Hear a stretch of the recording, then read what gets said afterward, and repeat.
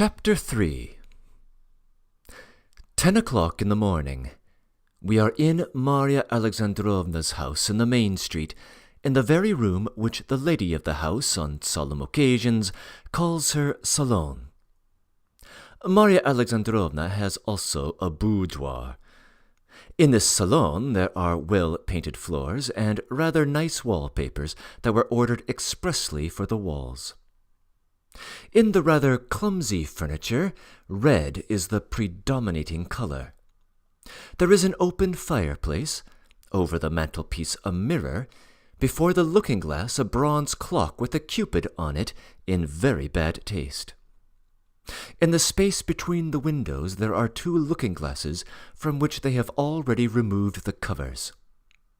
On little tables in front of the looking-glass there are two more clocks. Against the wall at the further end is a magnificent piano, which was procured for Zina. Zina is musical. Round the glowing fire armchairs are set, as far as possible in picturesque confusion, among them a little table. At the other end of the room another table covered with a cloth of dazzling whiteness. On it a silver samovar is boiling, and a pretty tea service is set out. The samovar and the tea are presided over by Nastasya Petrovna Zyoblov, a lady who lives with Marya Alexandrovna in the capacity of a distant relation. 2 words about this lady. She is a widow. She is over 30, a brunette with a fresh complexion, and with lively dark brown eyes. Altogether she is good-looking. She is of a gay disposition and much given to laughter, rather sly, of course a scandal-monger, and very capable of managing any little affair of her own. She has 2 children. They are somewhere at school. She would very much like to get married again. She is rather independent in her behavior. Her husband was an officer in the army. Marya Alexandrovna herself is sitting by the fire, in the very best of spirits, and in a becoming light green dress. She is highly delighted at the arrival of the prince, who is at this moment upstairs, engaged in his toilet. She is so delighted that she does not even think it necessary to conceal her joy. Before her stands a young man, telling her something with animation. It is evident from his eyes that he is anxious to please his listeners.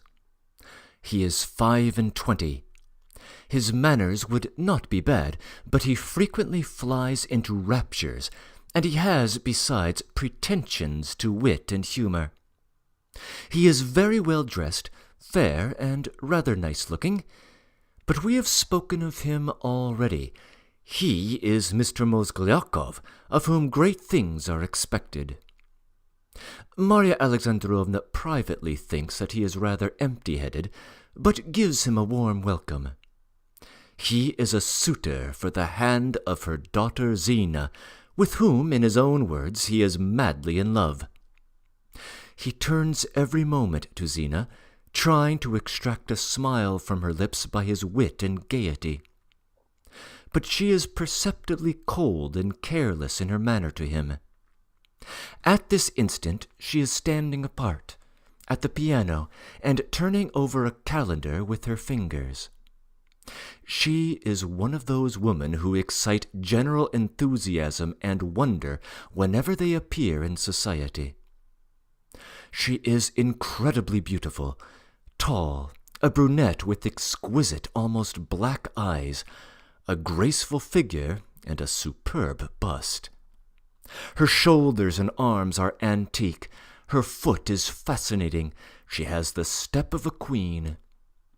She is a little pale today, but her full, crimson, exquisitely chiseled lips, between which gleam even little teeth like threaded pearls, will haunt your dreams for the next 3 days, if once you glance at them. Her expression is grave and severe. Monsieur Mozgov seems to fear her intent gaze, At least he winces when he ventures to glance at her. Her movements are disdainfully careless. She is dressed in simple white muslin, which suits her exquisitely, but then everything suits her.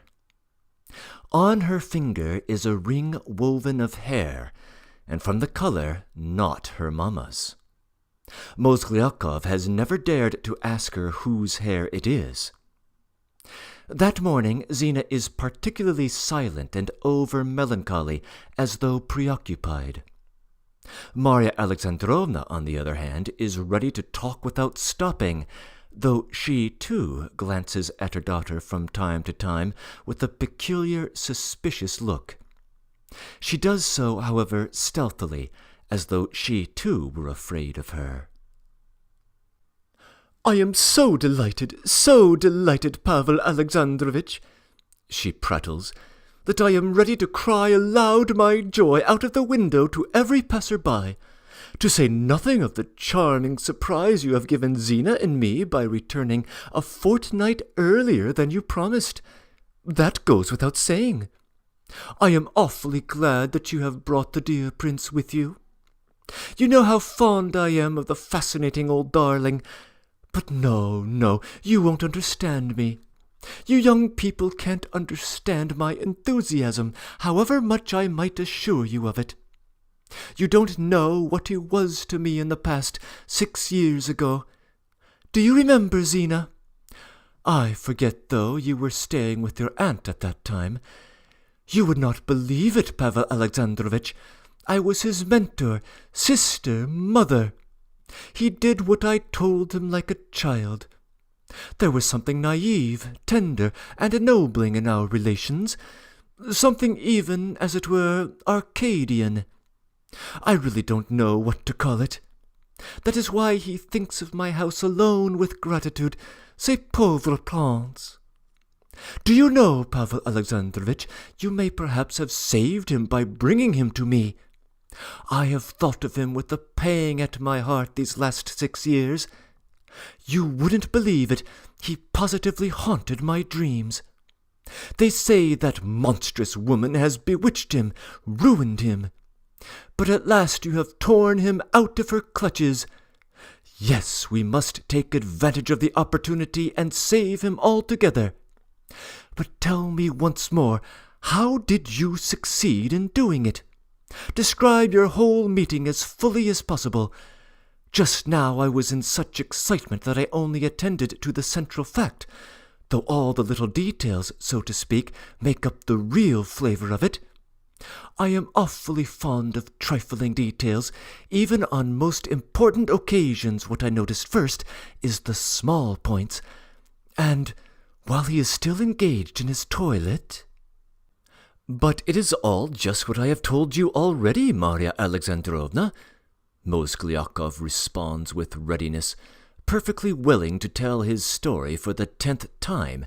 It is a pleasure to him. "I was travelling all night. Of course I did not sleep all night. You can imagine what haste I was in," he adds, turning to Zina. "In short, I swore, I shouted, I demanded horses. I even made a row at the posting stations over getting horses. If it were printed, it would make quite a poem in the latest fashion. But that is off the point. At 6 o'clock in the morning, I reached the last station, Igishevo. I was all of a shiver, but I did not want to warm myself. I called for horses. I frightened the overseer's wife, who had a baby at the breast. I think I must have upset her milk. The sunrise was enchanting.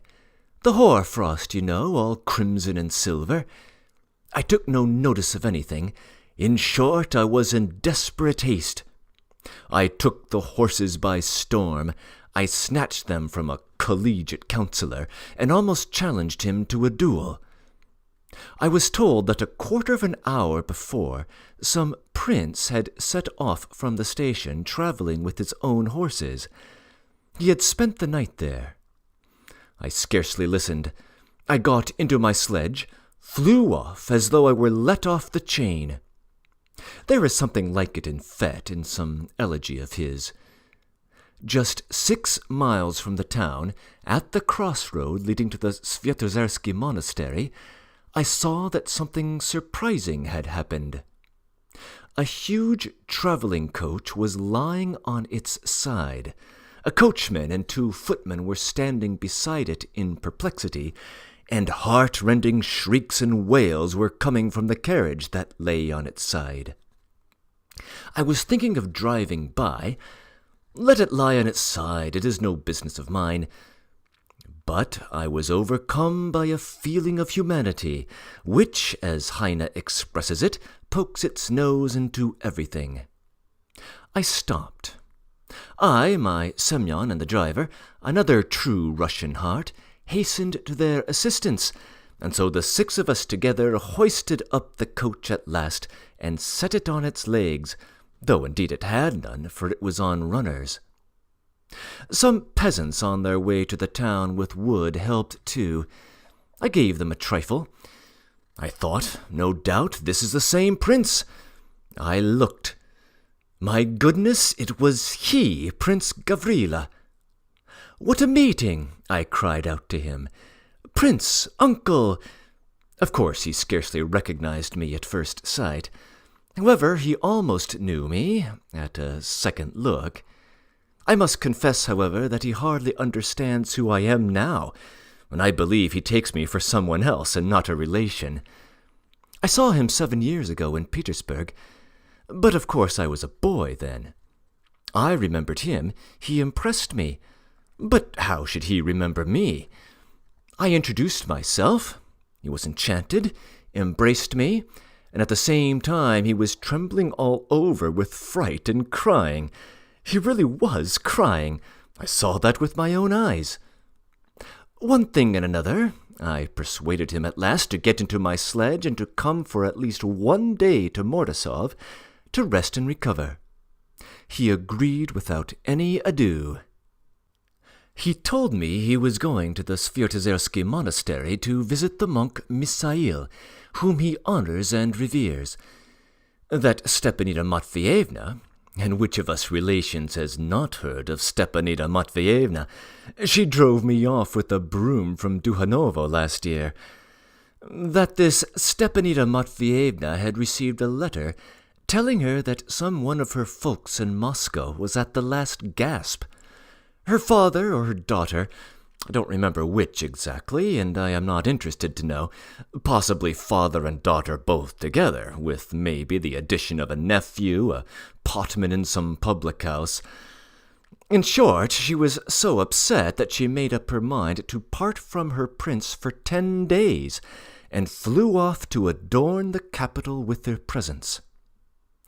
The prince stayed quiet for 1 day, for another, tried on his wigs, pomaded and painted himself. He tried to tell his fortune with the cards, maybe with beans too, but could not put up with it without Stepanida Matveyevna. He ordered his horses and set off to the Sviatozersky monastery. Some one of his household, fearing the absent Stepanida Matveyevna, ventured to protest, but the prince persisted. He set off yesterday after dinner, stayed the night at Igishevo. He left the station at daybreak, and just at the turning that leads to Father Misail's went flying with his carriage almost into a ravine. I rescued him, persuaded him to visit our common and deeply respected friend, Marya Alexandrovna. He said that you were the most fascinating lady he had ever known. And here we are, and at this moment the prince is upstairs adjusting his toilet, with the assistance of his valet, whom he has not forgotten to bring with him, and whom he never will under any circumstances forget to take with him, for he would sooner die than consent to appear before ladies without certain preliminary preparations, or rather adjustments. That's the whole story. Eine allerliebste Geschichte. "But what a humorist he is, Zina!" cries Marya Alexandrovna after hearing his story. "How charmingly he tells it! But listen, Paul, one question. Explain to me exactly what relation you are to the prince. You call him uncle? Upon my word, Marya Alexandrovna, I do not know how or in what way I am related to him. It's 7 times removed, I believe, maybe even 70 times 7. It's not a bit my fault, it's all Aunt Aglaya Mikhailovna. Aunt Aglaya Mikhailovna does nothing but count over the relations on her fingers, though. It was she forced me to go to see him last summer at Duhanovo. She should have gone herself. I simply call him Uncle. He answers to that name. That's all our relationship for today, anyway. All the same, I repeat that it must have been a prompting from on high that led you to bring him straight to me.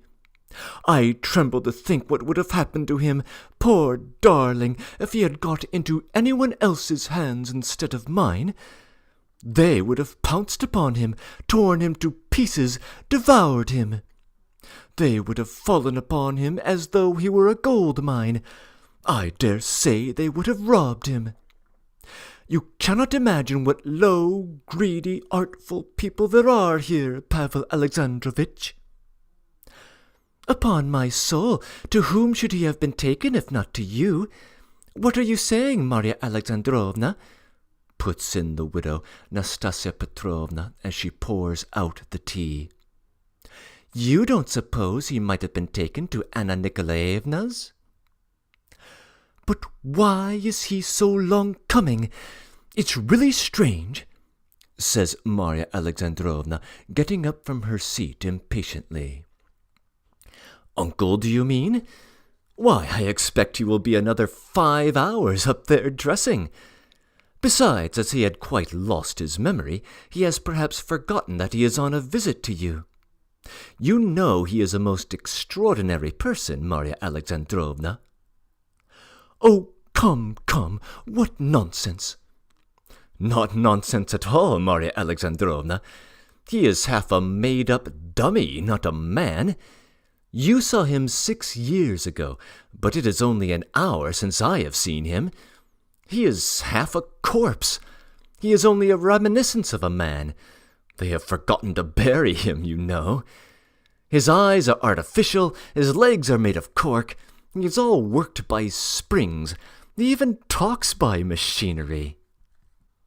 My goodness, what a giddy fellow you are to listen to you! Exclaims Marya Alexandrovna, assuming a stern air. Aren't you ashamed, a young man and a relation, to talk like that about that venerable old man? To say nothing of his boundless kindliness, and her voice takes a touching note. Remember that he is a relic, a scion, so to speak, of our aristocracy. My friend, mon ami, I understand that you are led into this frivolity by those modern ideas of which you are always talking. But my goodness, I share those new ideas myself. I realize that what is at the root of your views is generous and creditable. I realize that there is, indeed, something lofty in those new ideas. But all that does not prevent my seeing the direct, so to speak, practical side of things. I have seen something of the world. I have seen more than you have. And last of all, I am a mother, and you are still young. He is an old man, and so in our eyes he is absurd. What is more, last time you said that you would certainly emancipate your serfs, and that you must do something for the public weal, and all that comes from poring so much over your Shakespeare or somebody. Believe me, Pavel Alexandrovitch, your Shakespeare has had his day, and if he were to rise again, he would not with all his cleverness understand anything about our life. If there is anything chivalrous and sublime in our contemporary society, it is to be found only in the highest rank. A prince in a sack is still a prince. A prince in a hovel is as good as a prince in a palace. Here Natalia Dmitrievna's husband has built himself something like a palace, and yet he is Natalia Dmitrievna's husband and no more. And if Natalia Dmitrievna were to stick on 50 crinolines, she would still remain the same Natalia Dmitrievna, and would add nothing to herself by it. You, too, represent the highest rank to some extent, because you are descended from it. I consider myself not far removed from it, and it's an ill bird that fouls its own nest. But you will find out all this of yourself, mon cher Paul, better than I can tell you, and will forget your Shakespeare. I predict it. I am persuaded that you are not in earnest even now, but are talking like that because it is chic. But I have been chattering too long. You stay here, mon cher Paul. I will go upstairs and find out about the prince. Perhaps he wants something, and with my stupid servants. And Marya Alexandrovna goes hurriedly out of the room at the thought of her stupid servants. Marya Alexandrovna seems very much pleased that that dressed-up creature, Anna Nikolaevna, has not got hold of the prince. And you know she keeps declaring that she is related to him. She must be bursting with spite now, remarked Nastasia Petrovna. But observing that she received no answer, and glancing at Zina and Pavel Alexandrovitch, she grasped the situation at once, and went out of the room as though on some errand. But to reward herself for her discretion, she stopped just outside and listened at the door. Pavel Alexandrovitch turned at once to Zina. He was in great agitation. His voice was quivering. "Zinaida Afanasievna, you are not angry with me?" he asked with a timid and imploring air. "With you? What for?" said Zina, raising her wonderful eyes and looking at him with a faint flush. "For coming back so soon, Zinaida Afanasievna. I could not resist it.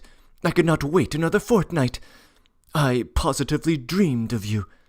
I flew back to hear my fate. But you frown, you are angry. Surely you will not refuse to let me hear something decisive?" Zinaida certainly did frown. "I expected you would talk of that," she answered, dropping her eyes again, in a firm and severe voice in which there was a note of vexation. "And as that expectation was very painful to me, the sooner it is over, the better. Again you insist, that is, beg for an answer. Very well, I will repeat it to you again, for my answer is still the same as before. Wait. I tell you again, I have not made up my mind yet, and cannot promise to be your wife. That is not exacted by force, Pavel Alexandrovitch. But to comfort you, I will add I do not definitely refuse you. Note, too, in giving you hope now of a favorable decision, I do this entirely out of consideration for your impatience and anxiety. I repeat that I wish to remain perfectly free in my decision, and if I tell you in the end that I do not consent, you must not blame me for having given you hope. And so realize that." "And so what does that amount to?" cried Mozgov in a plaintive voice. "Is that hope? Can I extract any hope at all from your words, Zinaida Afanasievna?"